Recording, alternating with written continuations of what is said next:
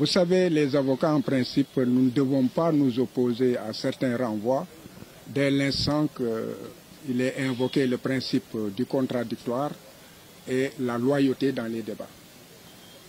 Donc c'est la première chose. La deuxième chose, c'est que nous avions bien la possibilité de nous opposer à cette demande et nous expliquer. Parce que le principe du contradictoire a été respecté.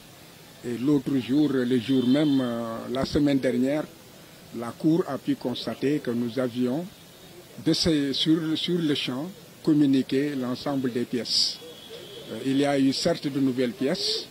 Il déclare les avoir reçues aujourd'hui, mais c'est dans la même journée que j'avais eu à les communiquer. M'opposer à la demande de renvoi n'aurait eu aucun sens dans la mesure où je ne suis pas dans la même logique que la Cour. La loi est claire, lorsque des exceptions de conventionnalité ou de constitutionnalité sont soulevées, ce sont des questions prioritaires. Et la loi sur la Cour constitutionnelle dit que le tribunal ou la Chambre doit promptement transmettre le dossier donc à la Cour suprême. Bon, le juge, dans sa démarche et dans sa philosophie, n'est-ce pas, a estimé avec son impérium qu'il fallait que tout se fasse avant peut-être que le dossier ne soit transmis.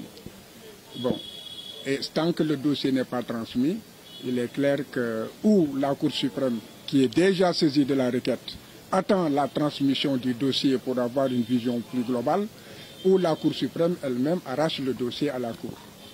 En tout état de cause, pour nous, c'est du pareil au même. Cette Cour ne peut pas continuer ce procès tant que cette question prioritaire de constitutionnalité n'est pas en fait vidée. A priori, avec mes 40 années d'expérience, je ne dis jamais que je ne fais pas confiance à un juge ou à une cour. Chacun avec sa conscience et chacun aussi avec, comment dirais-je, la façon dont il voit en fait un dossier. Moi, ma place, c'est d'être avocat, je reste à ma place et je laisse au juge et au procureur à chacun sa place. Donc, ce n'est pas une question de confiance. Moi, ce qui me préoccupe, c'est le respect de la loi. Et tant que les juges respectent la loi, il n'y a aucun conflit. Mais si, en fait, les juges ne respectent pas la loi et que c'est péremptoire, alors je n'hésiterai pas à entrer en conflit avec les juges. Bon, pour l'instant, en ce qui me concerne, je suis arrivé il y a moins de 3 semaines dans ce dossier et je ne vois aucun comportement, n'est-ce pas, qui puisse me permettre d'être subjectif à l'endroit de cette Cour. Tout ce que peut-être je pourrais lui reprocher, c'est le retard dans la transmission du dossier qui peut aussi prolonger la détention de mon client. Je suis convaincu que la Cour, c'est ma conviction, une conviction de défenseur, une conviction aussi de professionnel du droit et de la procédure.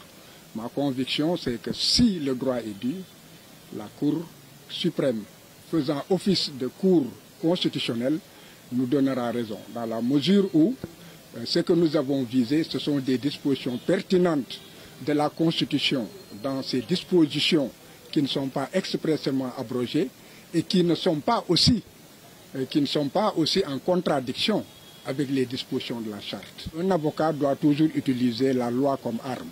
Si la Cour suprême ne fait pas son travail correctement, pour être peut-être plus diplomatique, la Cour suprême ne règle pas les dossiers dans les délais raisonnables, il faut attraire l'État de Guinée.